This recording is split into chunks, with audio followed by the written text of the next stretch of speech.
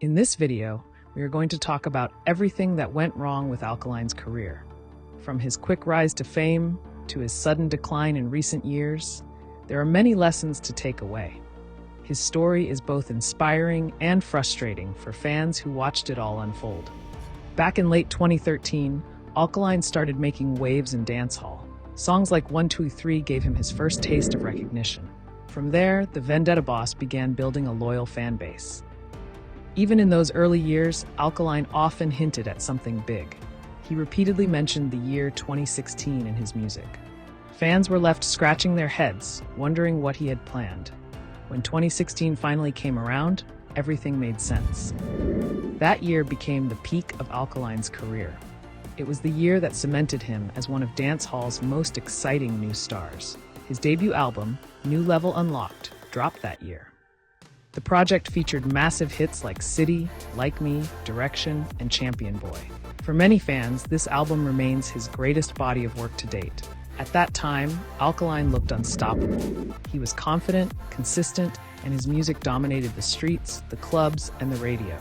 Many fans believed he was destined to be the next Vybz Kartel. Adding to his momentum, Alkaline joined forces with Mavado and Jamil. Together, they formed the MVP Collective, which stood for Mavado, Vendetta, and Patriots. This group became a powerhouse in the dancehall scene. For fans, this was a golden era. Alkaline had the swagger, the talent, and the backing of other big names. He looked like he could never fall off. But behind the scenes, a lot of his success had to do with the producers he was working with. Alkaline linked with some of the biggest and most respected names in dancehall. And many of those producers had also worked with Vybz Kartel. Not Nice, Anju Blacks, True Loyal Records, DJ Frass, and Chimney Records were all part of his foundation. These producers shaped the sound that defined Alkaline's early rise. Without them, his biggest records might not have happened. Take Fleek as an example. That track, which became one of his most streamed songs on YouTube, came from True Loyal Records. It was clear that these producers played a massive role in his success. So when people said Alkaline was following in Kartel's footsteps, it wasn't just about his image. It was also about the fact that he was working with the same producers who had built Kartel's empire. This gave him credibility and a winning formula. However, things began to change after 2016.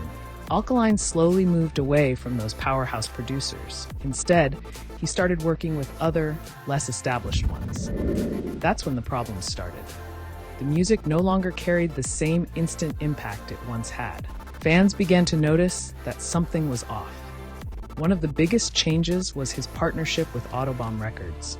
A lot of Alkaline's recent songs have been produced under this label.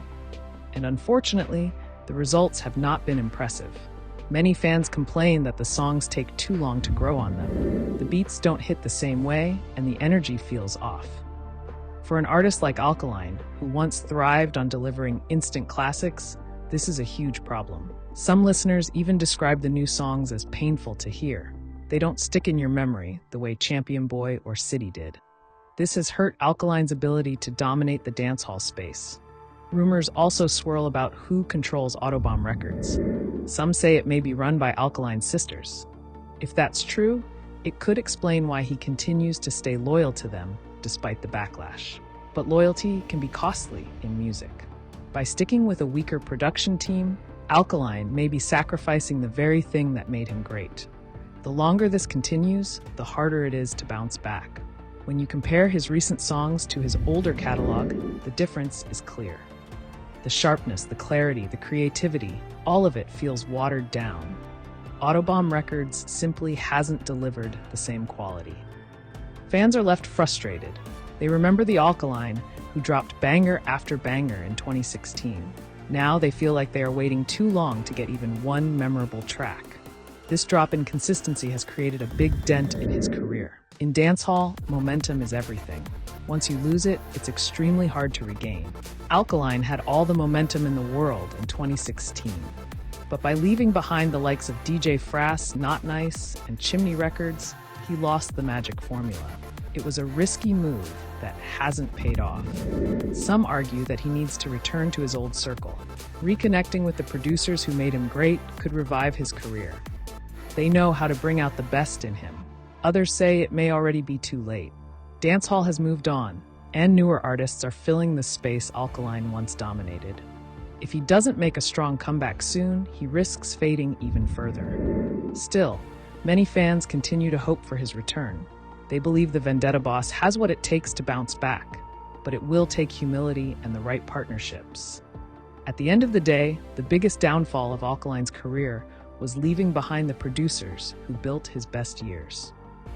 By choosing to rely so heavily on Autobahn records, he lost the sound that once made him unstoppable. If Alkaline truly wants to reclaim his spot at the top, he needs to return to his roots.